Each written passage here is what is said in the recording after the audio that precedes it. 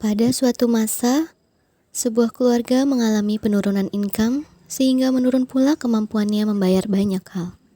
Satu di antaranya adalah mencicil motor. Penting sebagai kaki. Kalau tidak ada motor, pengeluaran justru semakin banyak sebab mesti pakai ojek atau angkutan umum. Bela-belain pinjam ke saudara untuk menutup tagihan motor yang sudah jatuh tempo. Berharap bulan depan keadaan akan membaik. Kenyataannya, bulan berikutnya tak juga terbayar. Di atas adalah kisah nyata di mana saya, Anda, atau siapapun mungkin pernah mengalami situasi tersebut. Penurunan income. Respon kita rata-rata sama. Diawali rasa panik, lalu optimis berlebih, hingga putus asa. Kemudian dimulailah perbedaannya. Ada yang berlanjut ke sakit atau stres. Ada juga yang akhirnya kembali normal setelah memilih dekat dengan Sang Pencipta. Kenyataan kita seringkali dekat dengan Tuhan hanya saat ada masalah. Saat merasa tidak berdaya, disitulah kita memilih. Terserah Engkau, hamba terima dan pasrah. Kalau Anda perhatikan, setelah kata-kata itu selalu ada keajaiban.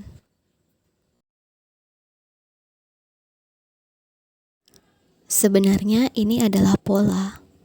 Saya sadar bahwa ini pola sebab pernah mengalami situasi seperti turun income berulang kali di masa lalu.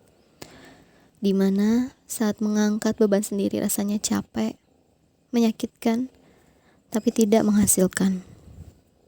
Lalu ketika memilih pasrah, sekonyong-konyong masalah selesai sendiri.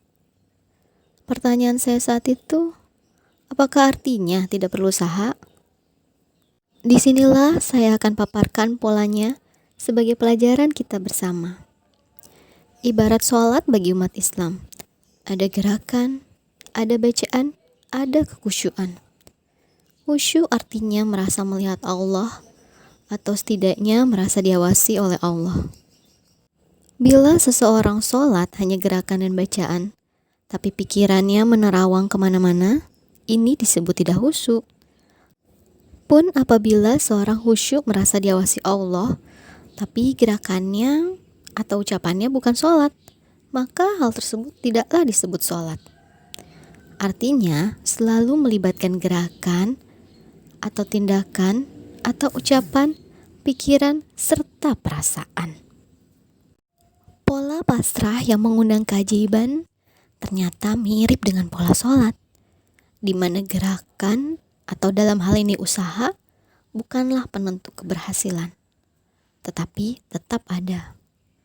Memang usaha tetap ada, tetapi tidak dianggap sebagai penentu keberhasilan hasil akhir. Selanjutnya, inilah penentunya, yaitu Allah sebagai tujuan atau penentu keberhasilan. Allah menjadi pengisi ruang pikiran dan perasaan. Makanya tenang saat memilih pasrah, sebab percaya dengan kebaikannya. Jadi, saat seseorang berikhtiar, baik dalam kondisi terjepit maupun lapang, manakala ia mampu mengontrol ucapannya dengan kalimat baik, terlebih mengontrol hati dan pikirannya kepada Tuhan, maka usahanya selalu menghasilkan keajaiban. Ajaib karena hasil yang diperoleh lebih besar dari usaha yang dilakukan. Dan sekali lagi, pasrah. Terpaut hati dan pikiran kepada Tuhan. Menjadikan Tuhan sebagai faktor keberhasilan usaha. Sehingga, meskipun motor diambil leasing melalui serangkaian drama yang mencekam, tapi ketika hati terpaut kepada Allah, memilih pasrah kepadanya dengan tetap ikhtiar terbaik, tetap zikir terbaik, akan ada peluang bisnis terbuka yang terang benderang. Akhirnya dalam waktu relatif singkat, kondisi finansial dapat meningkat lagi, bahkan bisa memiliki motor dengan cash. Alhamdulillah.